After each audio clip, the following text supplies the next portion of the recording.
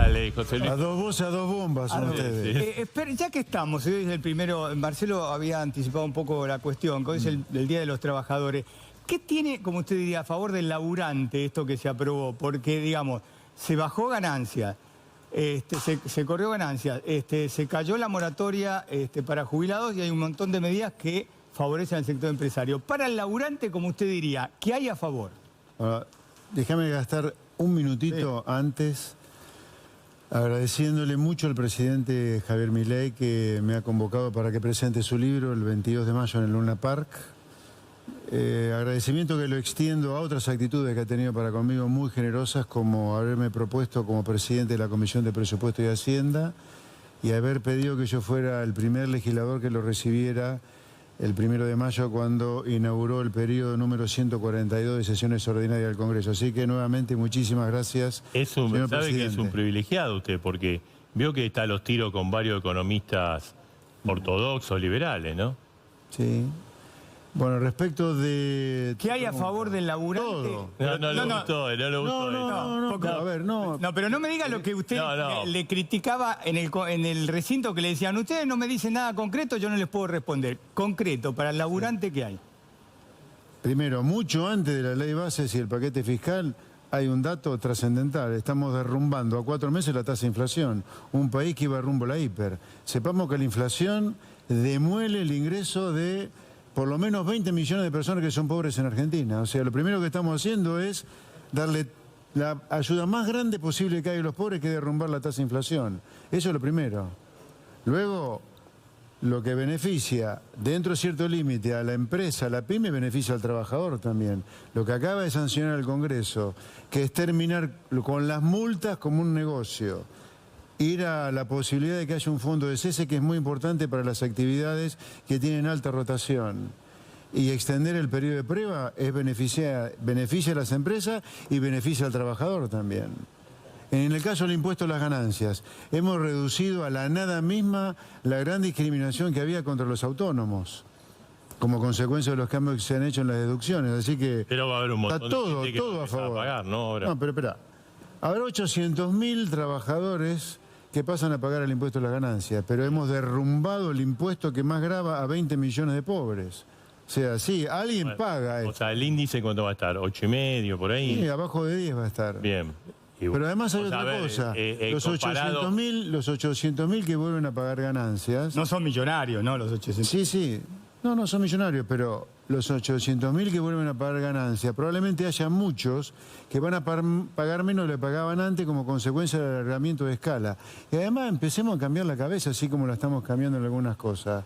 En Argentina se demuele a la gente que consume algo. Como no se inventó el ser humano que coma rebanada de viento, nos matan a todos a impuestos. ¿Por qué?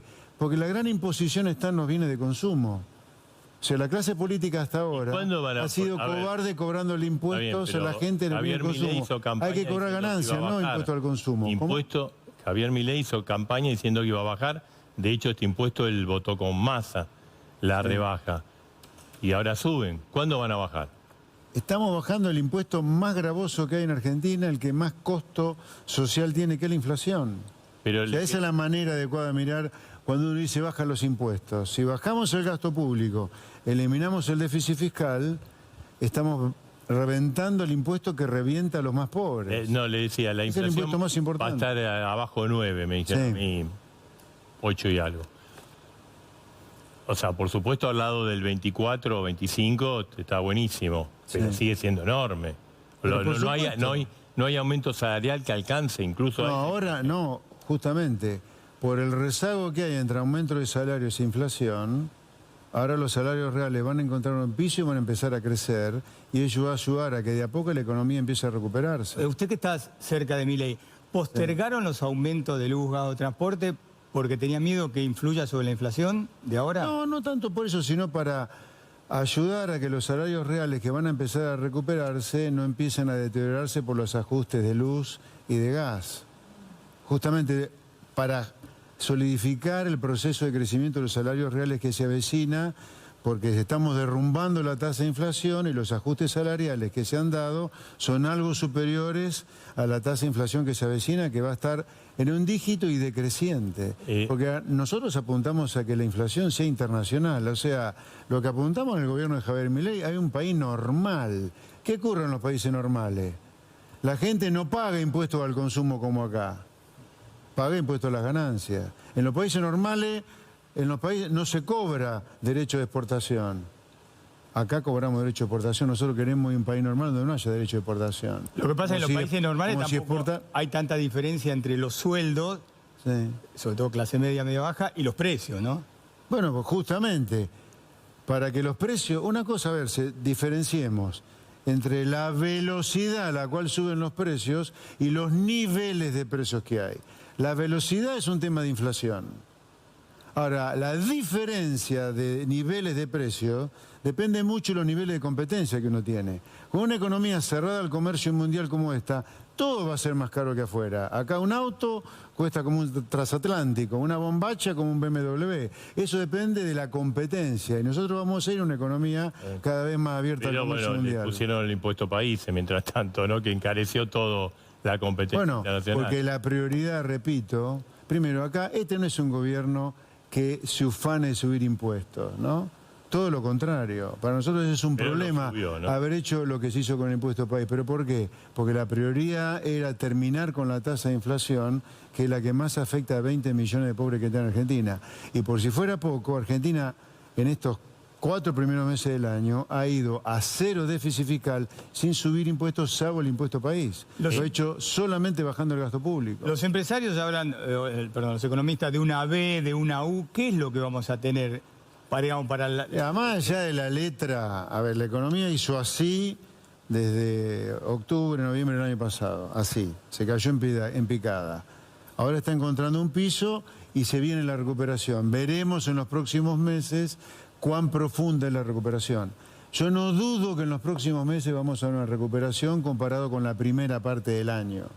Ahora, vamos a estar abajo todo el año con respecto al mismo periodo del año anterior. Este va a ser un año que estadísticamente va a ser recesivo, con 2 años 2024 muy diferentes. Una primera parte muy dolorosa y una segunda parte con mejores expectativas. Y usted, digamos, usted, José Luis... A ver, para que se entienda el concepto. ¿Cuándo va a empezar a crecer en la segunda parte del año. El segundo semestre, digamos. No, olvídese, no sé si segundo semestre, último trimestre, tercer trimestre. Sin duda que la segunda parte del año va a ser mejor que la primera. Pero la idea es que la gente tiene que tener claro que lo que estamos haciendo, simplemente, pero en Argentina parece ser que mandar un cohete de la luna, simplemente lo que hacen los países normales, donde la gente vive bien. Donde la gente vive bien, no hay inflación, ergo no se emite, ergo no hay déficit fiscal. Donde la gente vive bien, las leyes laborales ayudan a que el trabajo sea en blanco, digno, con la seguridad social correspondiente. Acá tenemos un sindicalismo que no le da la cara, pero no quiere cambiar las leyes laborales. Tenemos la mitad de los trabajadores, la mitad de los trabajadores trabajando en negro. Hay que cambiar sí o sí las leyes laborales. Bueno, igual el gobierno aflojó la reforma laboral para tener termino con el tercer punto importante. Acá los empresarios se tienen que acostumbrar que hay que competir con el mundo para que los productos sean cada vez de mejor calidad y menor precio. Con respecto a la reforma laboral, a ver, se discutió con los bloques más cercanos, artículo por artículo, y hasta que no estuvieran los votos de cada artículo no se seguía con el siguiente, para no ir a dictaminar mucho antes de ir al recinto al divino botón. Como no estaban los votos para terminar con la ultraactividad, con la cuota solidaria, con la centralización de la negociación colectiva, o sea, con un sindicato sindical, sí, esos artículos no teníamos los votos, no lo pusimos en el proyecto de ley. José Luis... Cuando no hay solución, no hay problema. Hoy la CGT ratificó el paro para la semana próxima. Sí, por eso yo repito, Alberto Fernández destruyó a empresas, comercios, puestos de trabajo, con la cuarentena cavernícola y asesina que hizo. Porque si se hubiera tirado sobre la Pfizer americana, en lugar de privilegiar la relación con Rusia y China, no hubiera muerto muchos miles de personas. A ese no le hicieron ni un paro. A Milei ya van por el segundo, que está tratando de reconstruir a la Argentina del desastre que dejó el ¿Por qué gobierno piensa anterior. usted que viene el paro? Bueno, es político. O sea, nosotros no tenemos una CGT que defienda a los trabajadores, sino una CGT completamente política. O sea, cuando hoy la CGT pone 7 puntos que le critican a Milei, el único verdadero de 7 es que cortó la obra pública, sí es cierto, porque alguien tiene que pagar el costo de eliminar el déficit fiscal. Eso Bien. ya está liquidado. Hoy, por supuesto que va a haber obra pública, pero hoy se están cortando los gastos que se pueden cortar, tratando de afectar lo menor posible al resto de los gastos. Seguro. Hoy habló Kicillof, habló sobre, porque ahora le tiene media sanción la ley. Va al Le falta el Senado. Mire lo que dijo. Y un día nefasto, trágico por esto que ocurrió en la Cámara de Diputados, pero por otro lado que bueno, que es el primer tiempo, que falta la otra mitad del partido y que hay que ponerse ya mismo a trabajar para que esto no se convierta en ley. ¿Cómo lo ve usted? ¿Piensa que el Senado sale con el acuerdo con los Sí, gobernadores? yo creo que el Senado es más probable que salga, pero respecto a Kicillof, yo la verdad que la cara que tiene que hacer Kicillof es de cemento directamente. Es un inútil el gobernador de la provincia de Buenos Aires, que la tiene destrozada la provincia de Buenos Aires. Además, cuando tuvo que estatizar YPF, la estatizó tan mal que hoy la demanda que tenemos perdida en Nueva York, se va a apelar seguramente, pero la tenemos perdida, equivale a lo que vale YPF hoy. Cuando fue ministro de Economía nos dejó tan afuera de lo que era el mundo que nos comimos toda la reserva del Banco Central para financiar el agujero fiscal. Ergo, cuando vino el gobierno Macri tuvo que devaluar. O sea, yo no sé cómo tiene cara de opinar todavía sobre estas cosas, porque por culpa de él han pasado todas estas cosas y la provincia de Buenos Aires está destrozada. Y OMA, la obra social de los estatales, destrozada. Los caminos rurales destrozados.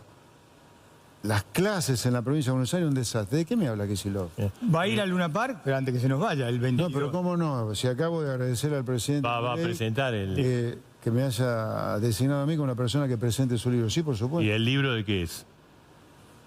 Sobre una discusión que hay dentro de la escuela clásica, dentro del liberalismo, y lo que el liberalismo le ha aportado a la Argentina. Pensemos que esto es tan reciente que la gente todavía hay que explicarle todo lo que se está haciendo, porque lamentablemente en Argentina hemos vivido hasta ahora en la película esta que se llama El Día de la Marmota, ¿no? Tratando de que ocurra algo diferente, haciendo siempre lo mismo. No, esta vez hay un gobierno, el que preside Javier Milei, que está haciendo las cosas totalmente diferentes de las que se han hecho en el pasado, pero son las cosas que hacen los países donde la gente vive bien. Por eso hay luz al final del túnel y no es el tren que viene de frente, sino la luz de la esperanza de un nuevo país. Obviamente que en el medio hay costos a pagar y va a haber callos que pisar, por supuesto.